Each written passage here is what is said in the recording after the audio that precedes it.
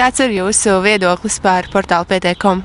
Es viņu lasu, to portālu diezgan interesanti, jo tur ir pusi uz pusi pieņēmumi ar kādām patiesības graudiem. Tā kā, zinot to, kā tas ir īstenībā, ļoti interesanti izlasīt tā, kā tas tiek interpretēts.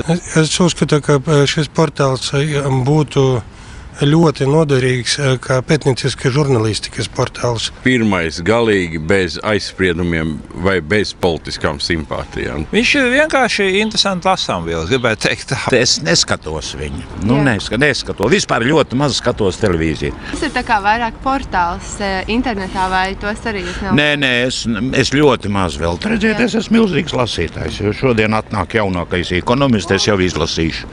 Man tas vairāk interesē.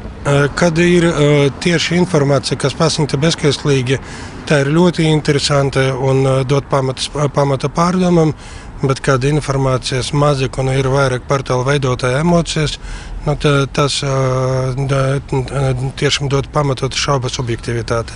Portāls PT.com bieži ir tendencios un galvenokārt virsrakstos. Man pašai tieši šodien tāds gadījums, kur viņi gan tai tekstā pareizi atreferē, ko es teicu, bet virsraksts ir tendencios un bieži jau cilvēki izlasa tikai to pirmo ziņu. Ja?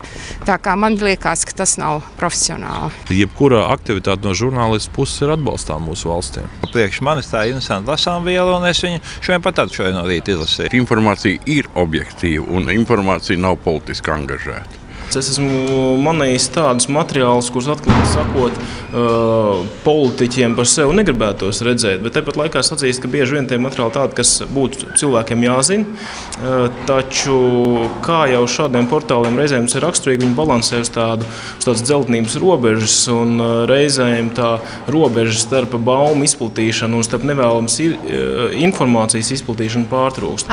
Tātad viņa portālam vajadzētu pastāvēt?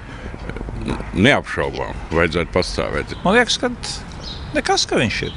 Jebkurā gadījumā, jo vairāk atšķirīgu viedokļu, jo labāk. Bet mans novēlējums portāla veidotājiem būtu būtiski samazināt emociju līmeni un turpināt pētniecisku žurnālistiku. Principā es domāju, ir labi, ka ir tāda veida portāli, bet tad būtu tiešām jāmudina kļūt daudz profesionālākiem, ja, jo cilvēki tomēr paļaujās uz šādām ziņām un visos detaļos būt profesionāliem. Ka šādas lapas būtu vajadzīgas no sabiedrības viedokļa, tas noteikti tā ir. Es domāju, ka politiķi paši būtu ieinteresēti uzturēt šo saiti, kā objektīvu saiti. Īstenībā jau viedokļu dažādība ir ārkārtīgi nepieciešama lieta.